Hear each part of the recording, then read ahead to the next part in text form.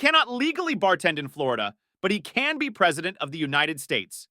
He can be legally denied certain public housing, but he could soon live at the White House. And he cannot legally possess a firearm in any state, but he could soon command the country's nuclear arsenal. Donald Trump joined the nearly 20 million Americans with felony convictions when a jury in New York found him guilty of 34 counts of falsifying business records in the first degree on May 30th.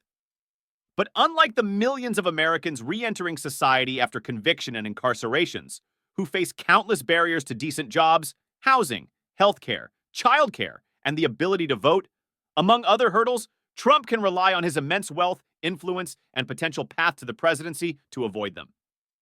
It is unlikely he will face any jail time. Manhattan prosecutors are not seeking any.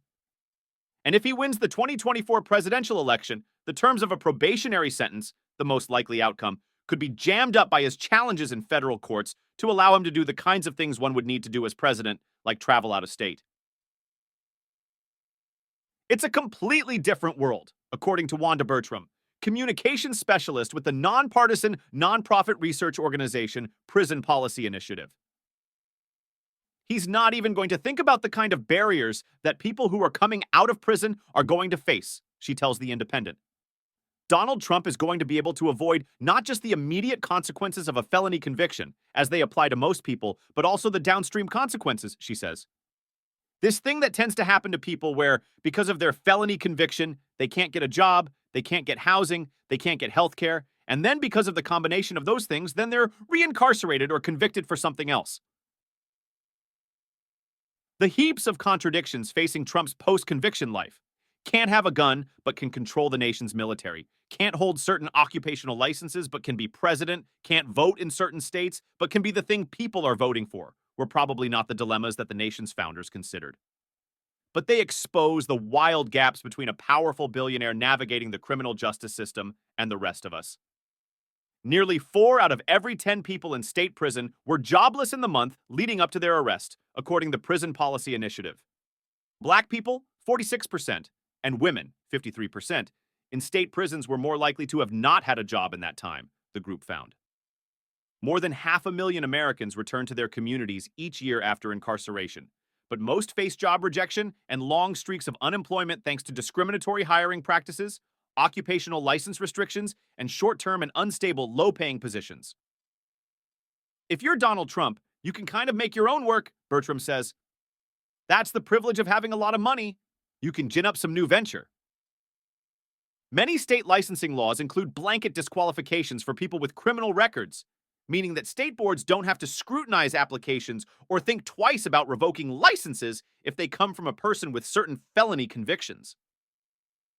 Other state boards may have more discretion to grant licenses to applicants with a criminal conviction, but for millions of people with records, they're just one more applicant, Bertram says. They're just a number, she says. They can try to appeal the decision, and they don't hear anything. Trump and so many billionaires and millionaires have so many other avenues of recourse to try to pull strings. If you're formerly incarcerated, you probably don't have access to even the kind of legal assistance that might be able to help you overcome this. Trump can be president again, but state-level occupational licensing restrictions would block any other person with felony convictions from a range of jobs across the country. Some of those restrictions, according to the Prison Policy Initiative and the National Conference of State Legislatures, Trump can't work for a casino in Illinois or a vet in Indiana, in pest control in North Carolina. He can't sell a car in Mississippi or work in any healthcare setting in Virginia. Even in New York, if he wanted a real estate broker's license, he would need permission from the Secretary of State. In Florida, he can't be a firefighter or legally tend bar at his Mar-a-Lago compound. Florida law prohibits bars from employing bartenders who have been convicted of a felony within 5 years. And unlike many people with felony convictions, Trump will still probably be able to vote for himself in the upcoming election as long as he is not behind bars. He can still vote from New York or his home in Florida if he is on probation.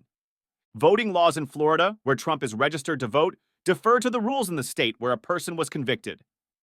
The state's Republican governor, Ron DeSantis, even announced he would personally ensure Trump could vote, despite rolling back voting rights for thousands of Florida residents with felony convictions.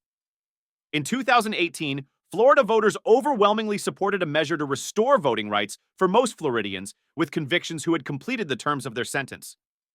But in 2019, DeSantis signed a law mandating that certain people with felony convictions can only regain their voting rights after they pay all related fines, fees, and restitution. That would be easy for Trump to do, Bertram says. For most people who are coming out of prison in Florida or elsewhere, they are saddled with a lot of criminal justice related fees that are hard for them to pay off because they get in the way of other things that they need to do to get back on their feet, right? There's a magnitude of difference between the fines that he's paying, or the amount of money that he has, versus the amount of money that the average formerly incarcerated person or person with a felony conviction has, and how much money they have to pay.